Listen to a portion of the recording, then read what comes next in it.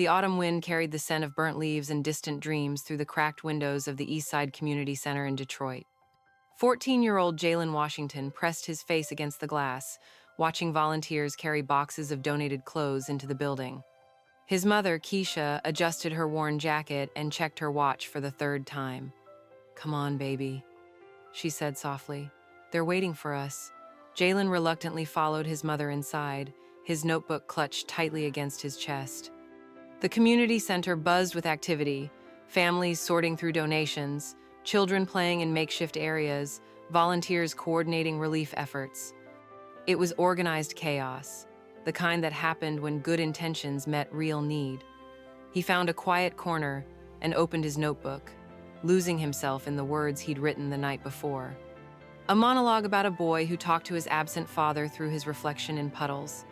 The dialogue flowed naturally on the page, each word chosen with the precision of someone who understood that language was power, even when you had little else. That's beautiful writing. Jalen looked up to see a man crouched beside him, reading over his shoulder. The stranger was maybe 50, wearing a simple hoodie and jeans, his face kind but weathered by experience. There was something familiar about him, but Jalen couldn't place it. "It's nothing," Jalen mumbled, closing the notebook. "Nothing?" The man sat down beside him on the folding chair. "That dialogue about the puddle conversation, that's poetry, son, real poetry." Jalen studied the man's face more carefully. Recognition dawned slowly, followed immediately by suspicion. "You're that actor guy." "Will Smith." Will smiled, but it was different from his red carpet smile, more genuine, more tired. "Guilty as charged. And you're a writer. What are you doing here?" Jalen asked, his voice carrying the hard edge that kids from his neighborhood learned early. "This some kind of publicity thing?" "No cameras here," Will said, gesturing around the community center. "No press. Just me trying to do some good without making it about me." Jalen wasn't convinced. "Rich people always say that. Then they leave and forget we exist." Will was quiet for a moment, considering the accusation. "You're right to be suspicious. I would be too." He paused, looking around the center. "Can I tell you why I'm really here?" Despite himself, Jalen was curious. He nodded. "I grew up not far from here. Different city, same struggle. My dad. Let's just say he wasn't around much either." Will's voice carried a weight that hadn't been there moments before. "I know what it's like to practice conversations with a father who's never coming home." Something in his tone made Jalen look up. "How do you know about that?" "Because I used to do it too. Stand in front of the mirror, having all the arguments, all the heart-to-hearts I'd never get to have." Will leaned forward. "The difference is, nobody saw the poetry in my pain back then. You're already turning yours into art." Jalen opened his notebook again, this time showing Will a few more pages. Stories about his neighborhood, character sketches of people he observed, dialogue that captured the rhythm of his world with startling accuracy. "This is professional-level writing," Will said, genuinely impressed. "Have you thought about performing any of this? In front of people?" Jalen shook his head. "Nah, man, this is just for me. The best art usually starts that way," Will said.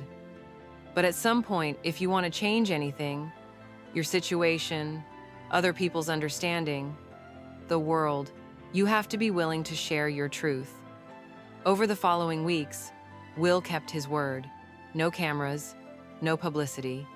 He simply showed up at the community center every Tuesday and Thursday evening, working with Jalen on his writing and, gradually, on performing it. "Acting isn't about pretending to be someone else," Will explained during one of their sessions. "It's about finding the parts of yourself that connect with the character, then having the courage to show those parts to the world." Jalen struggled with this concept. "But what if those parts are broken? What if they're angry or scared or not good enough?" "Especially then," Will said firmly. "The broken parts, the scared parts, those are often the most honest parts. And honesty is what moves people." They worked on breathing techniques, on projection, on how to command a room without shouting. But more than acting, Will taught Jalen about self-worth. "You keep your head down when you walk," Will observed one evening. "Why?" "Keeps me out of trouble." Jalen replied automatically. Maybe, but it also keeps you invisible. And someone with your talent, with your voice, the world needs to see you. You don't understand, Jalen said, frustration creeping into his voice. This isn't Hollywood. This is Detroit. Kids like me don't get seen unless something bad happens. Will was quiet for a long moment. You're right. I don't understand your exact situation, but I understand feeling invisible. I understand thinking the world doesn't want to hear what you have to say. He looked directly at Jalen. But here's what I learned. You can't wait for permission to matter. You have to decide you matter and then act like it. As winter settled over Detroit, their sessions became more intense. Jalen had written a powerful monologue about growing up without a father, and Will convinced him to enter it in the city's annual youth talent competition. I can't do that, Jalen protested. That's too personal, too real. That's exactly why you have to do it, Will countered, because it's real. Because there are hundreds of kids in this city living the same reality, and they need to hear someone speak their truth. The night before the competition, Jalen was ready to quit. He sat in his bedroom, staring at the script, paralyzed by fear. His mother knocked on the door. That Mr. Smith is here to see you. Will found Jalen curled up on his bed, the monologue crumpled beside him. I can't do it, Jalen said without looking up. All those people staring at me, judging me. What if they don't understand? What if they think I'm just another sad kid from the hood? Will sat on the edge of the bed. Can I tell you about the first time I performed professionally? Jalen glanced up, curious despite his fear. I was terrified, absolutely terrified. I kept thinking, who am I to think I have something worth saying? But you know what got me on that stage? What?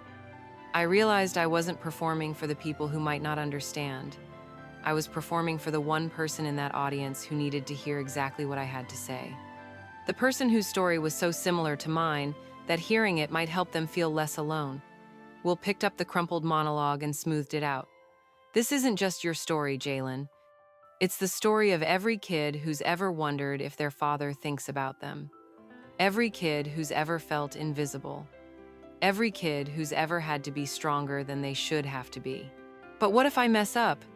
Then you mess up beautifully, and you keep going, because the words matter more than perfect delivery. Competition night arrived with unseasonable warmth for December in Detroit.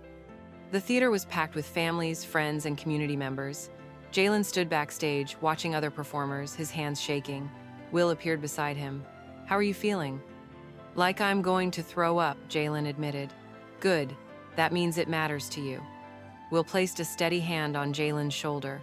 Remember what we talked about. You're not just reciting words. You're sharing truth. And truth has its own power. When Jalen's name was called, he walked to the edge of the stage and froze. The lights were brighter than he'd expected, the audience larger, the silence more profound. For a moment, he considered running. Then he saw Will in the wings, nodding encouragingly. And he remembered something Will had said weeks earlier. This story is yours. Own it. Jalen stepped into the light and began to speak. My father left when I was 7. But every morning I still set 2 bowls on the table for breakfast. One for me, one for the conversation we never had. His voice was steady, clear, carrying the weight of lived experience. As he continued, the audience grew perfectly still, drawn into the raw honesty of his words. I used to think he left because I wasn't good enough. Wasn't smart enough, wasn't strong enough, wasn't worth staying for, but I'm 14 now, and I've learned something my 7-year-old self didn't know. Jalen paused, meeting eyes with people in the audience, no longer afraid of being seen. His leaving wasn't about my worth. It was about his inability to see it. And just because he couldn't love me the way I needed, doesn't mean I'm unlovable. It means I have to love myself enough for both of us. The silence that followed was profound, broken only by the sound of quiet crying from various parts of the audience. Then, slowly, the applause began. Not polite, obligatory clapping, but the kind of applause that comes from hearts being touched, from recognition and connection. Jalen won the competition that night, but more importantly, he found his voice. As he stood on stage holding his trophy, He looked out at the audience and saw faces that looked like his, eyes that reflected his own experiences, hearts that had been opened by shared truth. Will met him backstage, his own eyes damp with emotion. "How do you feel?" Will asked. "Different," Jalen said, and it was true. Something fundamental had shifted inside him. "Like I matter." "You always mattered," Will said. "Tonight, you just decided to let the world know it." As they walked out of the theater together, Jalen turned to Will. "Why did you really come to Detroit?" "The real reason." Will was quiet for a moment, considering his answer. "Because I needed to remember who I was before I became who everyone expected me to be. And sometimes the best way to find yourself is to help someone else find themselves." "Did you? Find yourself, I mean?" Will smiled, and for the first time since Jalen had known him, it was completely unguarded. "I found something even better. I found purpose that doesn't depend on applause or box office numbers. I found the part of me that your age, that understood what it meant to need a second father." 6 months later, Jalen would receive a full scholarship to a prestigious performing arts high school. He would go on to study theater and writing, eventually returning to Detroit to create programs for other kids like himself. He would never forget the night a famous actor became simply a man who saw potential in a scared 14-year-old and chose to nurture it. But all of that was still to come. For now, they walked through the Detroit night, two people who had found in each other exactly what they needed, a son who had learned to value himself, and a father figure who had remembered why that mattered. The second father had done his job.